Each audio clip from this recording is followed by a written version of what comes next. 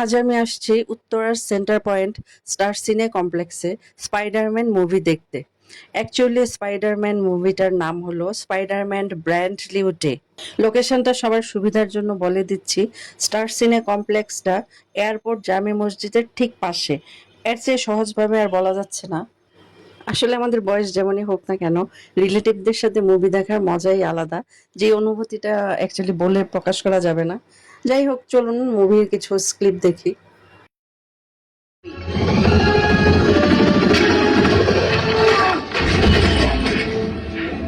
You have a limit to your jump radius, don't you? 33 feet. I don't see anybody up here for you to hop into. Very clever. Like I said, you're not getting near her.